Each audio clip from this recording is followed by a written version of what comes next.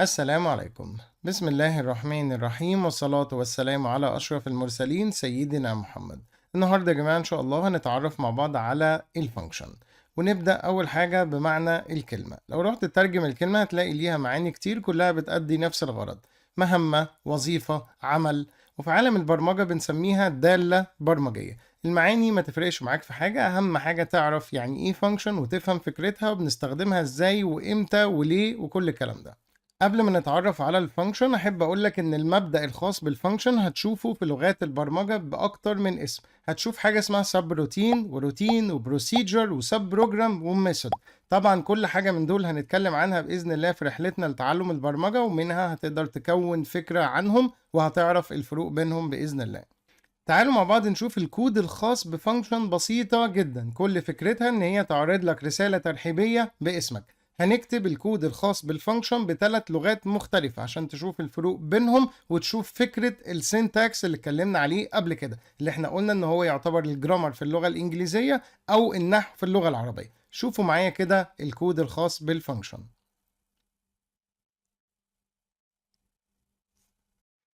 باستخدامك الفانكشن انت بتطبق مبدأ في عالم السوفت وير اسمه دراي، وكلمة دراي اختصار ل don't repeat yourself، يعني ما تكررش نفسك.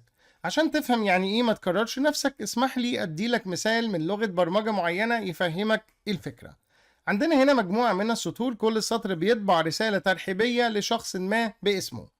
خليني اقول لك ان انا محتاج اعدل على الرساله الترحيبيه دي، محتاج بعد اسم الشخص اضيف مثلا دوت او اضيف اي حاجه تعجبني. ايه اللي هيحصل؟ حضرتك هتمسك كل سطر من السطور دي وتزود عليه الحاجه اللي انت محتاجها، وكده انت كررت نفسك، عملت التاسك اكتر من مره.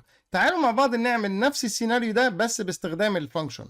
هستعمل فانكشن بتطبع رساله ترحيبيه لكل شخص باسمه زي ما حضرتك شايف كده، وهطلب منك نفس التعديل. محتاج ان انا احط الدوت بعد اسم الشخص او اي حاجه تعجبني. كل اللي انا هعمله هروح للفانكشن بس واضيف الدوت، فهتسمع في كل مكان استخدمنا فيه الفانكشن. وده تطبيق بسيط جدا جدا جدا لمبدأ don't repeat yourself. دي حاجة بسيطة بس بتوضح لك الفكرة، لكن طبعا الموضوع أكبر من كده بكتير.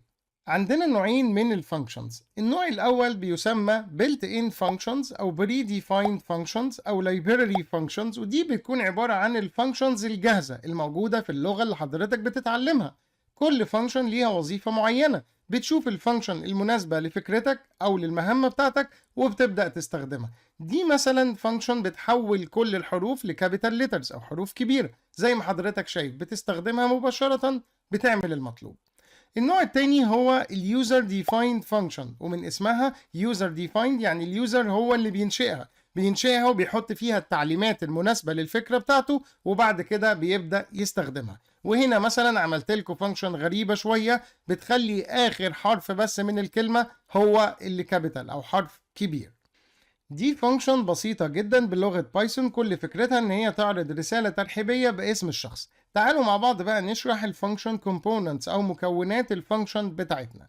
دلوقتي في مرحلتين هنعدي عليهم. المرحلة الاولى هي مرحلة الديفاين او الكريت، ان احنا ننشئ الفانكشن. المرحلة التانية هي مرحلة استخدام او مناداة الفانكشن، هننادي الفانكشن اللي احنا انشأناها. خلينا في المرحلة الاولى. اول حاجه عندنا كلمه def وهي define اللي هي الكي وورد الخاصه بانشاء فانكشن جديده في اللغه. بعد كده الفانكشن نيم اسم الفانكشن، وده حضرتك بتختاره بناء على التعليمات اللي الفانكشن دي بتقوم بيها. يعني بتشوف الفانكشن دي وظيفتها ايه في البرنامج بتاعك وتختار اسم مناسب للوظيفه دي. بعد كده عندنا البارامتر او معامل التجربه، ده بنسميه الانبوت او المدخلات اللي احنا بنديها للبرنامج عشان نطبق عليها التعليمات اللي الفانكشن دي بتقوم بيها. الجزء اللي جوه الفانكشن ده بيسمى الفانكشن بادي او جسم الفانكشن. بعد ما انت بتمرر للفانكشن او بتدي للفانكشن المدخلات، بناخد المدخلات دي نطبق عليها التعليمات بتاعتنا وبعد كده نرجع من الفانكشن الاوتبوت، وده بيرجع عن طريق الريتيرن ستيتمنت الموجوده في الفانكشن دي. يعني في المثال بتاعنا ده عندنا البارامتر او معامل التجربه هو اسم الشخص. التعليمات الموجوده في الفانكشن هي ان احنا نحط رساله ترحيب قبل اسم الشخص. خدنا اسم الشخص، حطينا رسالة ترحيب قبليه، رجعنا الرسالة الكاملة اللي فيها الرسالة واسم الشخص. بعد ما انت عملت ديفاين هنخش في المرحلة التانية وهي مرحلة استخدام الفانكشن او ان انا انادي الفانكشن. هتلاقي تحت ان احنا مستخدمين الفانكشن 3 مرات. الجزء اللي انت شايفه ده هو اسم الفانكشن، وبعد كده هتلاقي القيمة دي بتسمى الارجيومنت.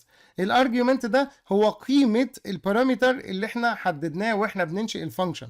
لما انشأت الفانكشن حطيت لك في الحتة دي بارامتر نقدر نقول عليه ان ده متغير، تقدر تقول عليه برضو تاني ان هو بليس هولدر، مكان هنضيف فيه قيمة، بعدين القيمة دي هناخدها نطبق عليها التعليمات اللي في الفانكشن.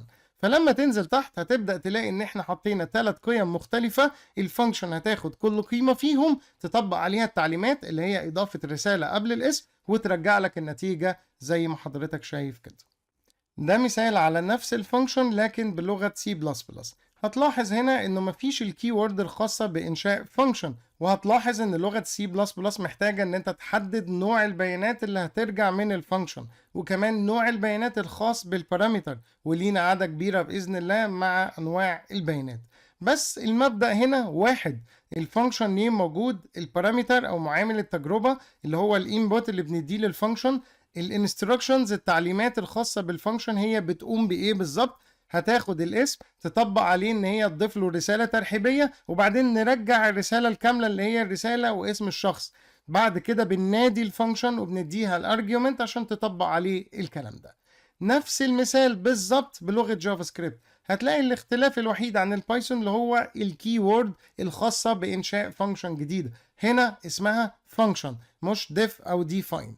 فهنا هتلاقي برضو ان الفكرة كلها واحدة، function name parameter instructions، بعدين output بيرجع، بعدين بننادي الفانكشن وبنديها الارجيومنت.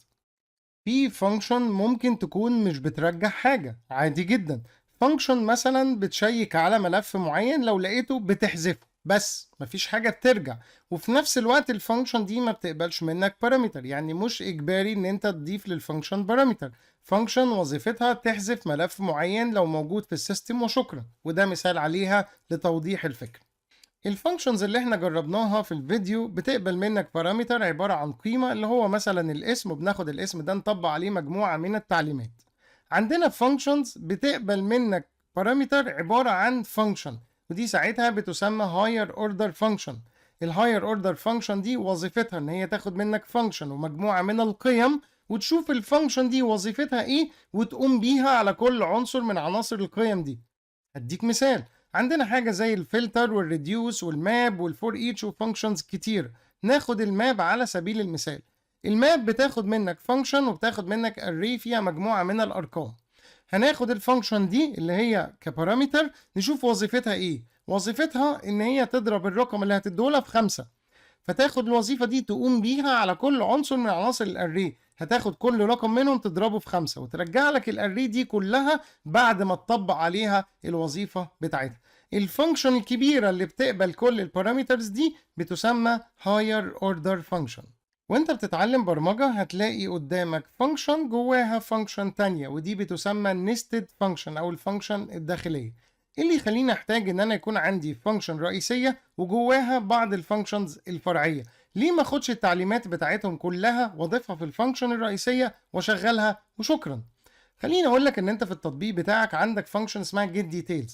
انشأت فانكشن بتعرض بياناتك اللي هي الناس ينفع تشوفها، اسمك، ايميلك، عنوانك، رقم تليفونك مثلا، وناديت الفانكشن دي في بعض الصفحات زي صفحة البروفايل والصفحة الرئيسية مثلا.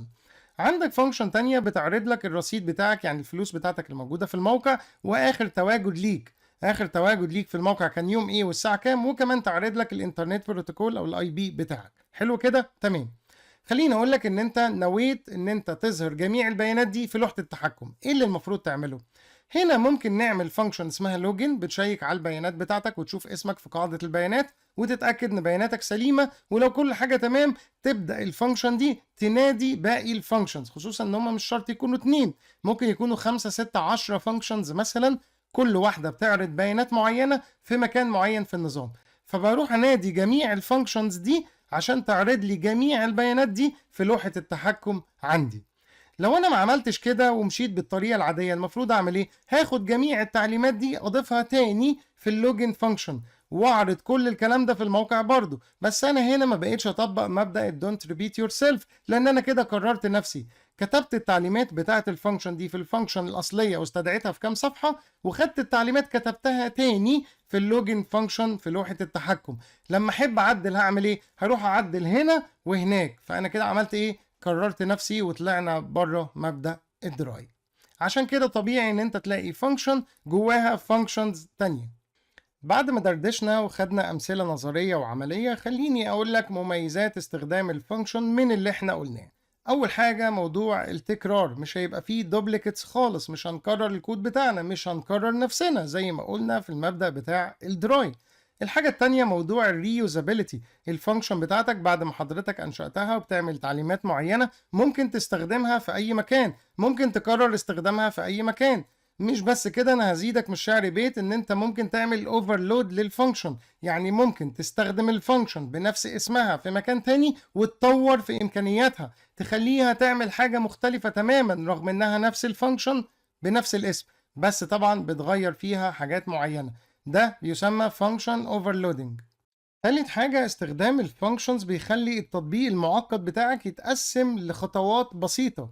لو جبنا المثال بتاع اللوجن اللي انا قلت لك عليه، هتلاقي ان انت بقى عندك فانكشن بتجيب لك الديتيلز بتاعتك اللي هو اسمك وعنوانك ورقم تليفونك وايميلك، وفانكشن تانية بتجيب لك الكريدت واخر تواجد ليك. هتلاحظ ان جميع العمليات دي كل واحدة فيهم بقى عندنا فانكشن بتجيب الحاجة دي. قسمنا الحاجات المعقدة لستبس بسيطة تقدر تنادي فيهم اللي انت محتاجه في المكان المناسب وبسهولة.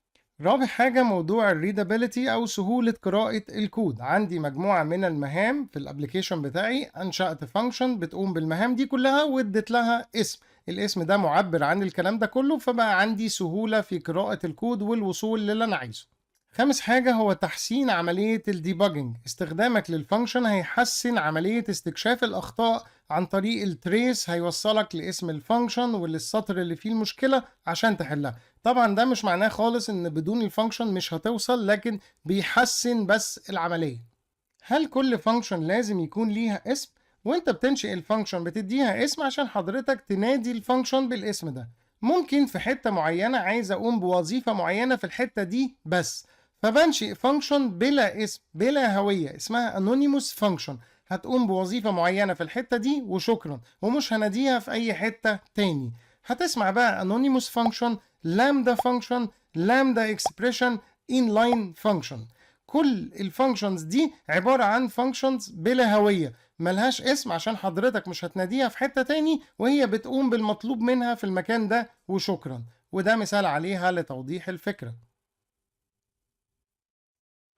كده يا شباب خدنا بعض المعلومات النظرية وشوية أكواد كده عملية وشوية دردشة، لكن لما تدخل تتعامل مع الفانكشن في كورس زي سي بلس بلس مثلا الموجود على القناة، إن شاء الله هتفهمها بنسبة 200%. بس بعض المعلومات دي بتدخلك بس للعالم ده عشان الدنيا تبقى أسهل عليك شوية. يا رب يا جماعة الفيديو يكون عجبكم، وأشوفكم إن شاء الله مع فيديو جديد، والسلام عليكم.